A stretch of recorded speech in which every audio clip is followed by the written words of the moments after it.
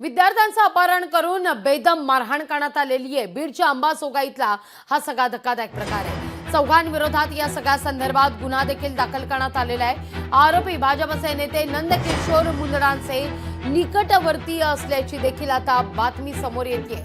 मसाजोग इथला सरपंच संतोष देशमुख यांचं हत्या प्रकरण हे आता ताजं असतानाच आणखीन एक प्रकार बीडमधला समोर येतोय। बीडच्या अंबाजोगाईतील हा धक्कादायक प्रकार आहे। 4 जणांविरोधात मारहाण केल्याप्रकरणी गुन्हा सुद्धा दाखल करण्यात येतोय।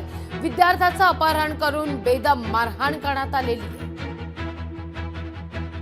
सदरील घटनेनंतर तात्काळ आम्ही त्या ठिकाणचे CCTV फुटेज तसेच घटनास्थळी हजर असणारे काही गोपनीय इसम यांच्याकडून तात्काळ माहिती घेऊन सदरील जे आरोपी होते अनोळखी 4 आरोपी त्यांची नावं निष्पन्न करून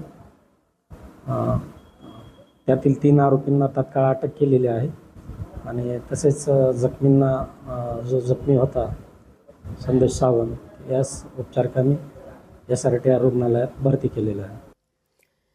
या सगळ्याविषयी अधिक माहिती घेऊया। आपले प्रतिनिधी हरिदास तावरे आपल्या सोबत जोडले गेलेले आहेत। हरिदास, काय अधिक माहिती या सगळ्या संदर्भात? विद्यार्थ्याचं अपहरण करून मारहाण केल्याचं हे सगळं प्रकरण आहे, काय सध्या परिस्थिती आहे? नक्कीच या ठिकाणी सांगता येईल की बीडवरून अंबाजोगाईकडे जाणाऱ्या बसमध्ये संदेश नावाचा जो तरुण आहे संदेश सावंत हा बीडवरून अंबाजोगाईला जात होता। मात्र तो बसमधून बाहेर थुंकला आणि एका महिलेच्या अंगावर ती थुंकी गेल्यामुळं त्या हरिदास, माफ करा काही सेकंद तुम्हाला थांबवते। या सगळ्याविषयी बोलण्याकरता खासदार बजरंग सोनावणे आपल्या सोबत जोडले गेलेले आहेत। सोनावणेजी, काय नेमकं तुमच्यापर्यंत अपडेट पोहोचलेलं आहे? आणखीन एक बीड मधला असाच एक प्रकार समोर येताना दिसतोय, काय घडतंय तरी काय बीड मध्ये?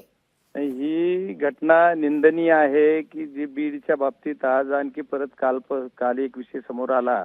पण आता त्याला प्रत्येक गोष्टीला आपण पूर्ण गांभीर्याने जर बघितलं प्रशासनानं अधिकाऱ्यांनी आणि सर्व कायद्याची पालन करणाऱ्या सर्व लोकांनी तर ते होईल। पण ते काय होईल की कायद्यातल्या पालन करणाऱ्या लोकांकडून पण जसं पाहिजे तसं काम होत नाही। कारण तेच लोक आणखी परत परत परत परत 2 वर्ष झाले तर त्यांचे पोलीस स्टेशन बदलत नाही, त्यांची जागा बदलत नाही, म्हणजे कायद्याचा धाकच लोकांना राहिला नाही। त्याचं कारण असं की हे लोक बदललेच गेले नाहीत ना, तिथंच आहे त्याच जागेवर तेच। त्याच्यामुळे बरेच विषय आहेत। सोनावणेजी, पण तुम्ही त्या सगळ्या परिसराचे लोकप्रतिनिधी आहात, खासदारकी तुमच्याकडे आहे, या सगळ्या संदर्भात आता आवाज दिल्लीपर्यंत बुलंद करावा या दृष्टिकोनातून काय प्रयत्न होत आहेत? प्रत्येक प्रकरणाचा आवाज दिल्लीपर्यंतच न्यायला पाहिजे असं नाहीये। कारण महाराष्ट्राच्या सरकारमध्ये महाराष्ट्रातली जी लोकप्रतिनिधी आहेत त्यांनी पण काहीतरी केलं पाहिजे आणि ते काहीच होत नाही। मी वारंवार SP साहेबांना बोलतोय की हा विषय तुम्ही एकदा इथले लोक बदला। आता मे मध्ये रेग्युलर बदल्या होणार, मे मध्ये आता ठीक आहे, आता मेच्या 15-20 तारीख तर झाली, आता 31 तारखेपर्यंत थांबूयात, कोण बदलते? कारण हे लोक जोपर्यंत त्या पदावर थेट विचारते सोनावणे साहेब, या सगळ्या संदर्भात मुख्यमंत्री फडणवीसांची तुम्ही भेट घेणार का?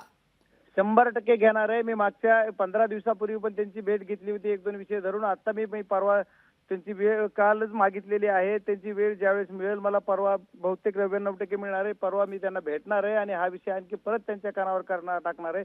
ही जी विषय आहे ते हे अधिकारी लवकरात लवकर बदला, कारण हे लोक अधिकारी बदलल्याशिवाय हा बीड जिल्हा पूर्ववत होणार नाही असं आम्हाला वाटते। कारण अधिकारी या लेवलचे फक्त SP साहेबाला बदलून चालणार निश्चित निश्चित त्यांची बदली होत नाही, ते त्याच जागेवर आहे। निश्चित मुद्दा लक्षात येतोय। सोनावणेजी, धन्यवाद आमच्याशी संवाद साधलात त्याबद्दल।